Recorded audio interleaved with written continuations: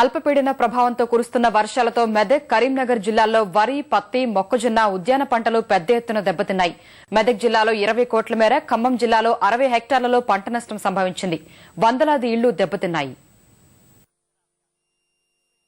కుండపోత వర్షాలు మెదక్ జిల్లాలో రైతన్న నడ్డి విరిచాయి. జిల్లాలో సుమారు 8,000 హెక్టార్లలో వరి, పత్తి, మొక్కజొన్న, ఉద్యాన పంటలు దెబ్బతిన్నాయి.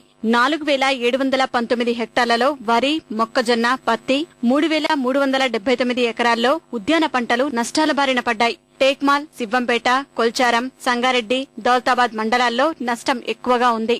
సుమారు 20 కోట్ల మేర నష్టం జరిగినట్లు అధికారులు అంచనా వేశారు. కరీంనగర్ జిల్లాలో చేతికొచ్చే దశలో పంటలు నీట మునిగాయి. రామడుగు, జగిత్యాల, ఇల్లంతకుంట, ఎల్లారెడ్డిపేట, జమ్మికుంట, హుజురాబాద్ సహా 24 మండలాల్లో 12,000 ఎకరాల్లో వరి పంటలు దెబ్బతిన్నాయి.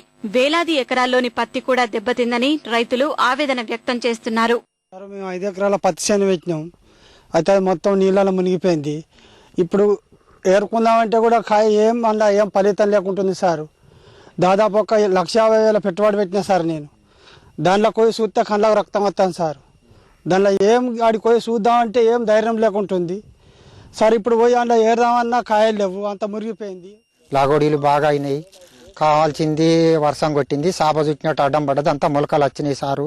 ఖమ్మం జిల్లాలో దాదాపు 60,000 హెక్టార్లలో పంటలు నీట మునిగాయి. 40,000 హెక్టార్లలో పత్తి, వరి, మిరప, మొక్కజొన్నలతో పాటు కూరగాయల పంటలు మరో 20,000 హెక్టార్లలో నష్టపోయాయి.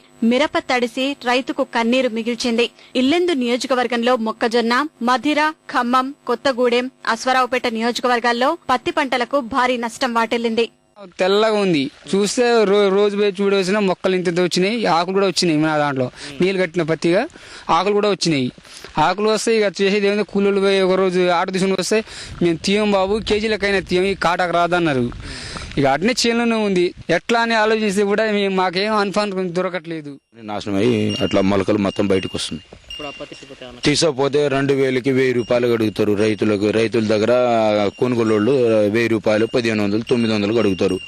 ఆ పరిస్థితికి ఏం చేయాలో అర్థం కాక రైతులు తిక్కమక్క అవుతున్నారు సార్.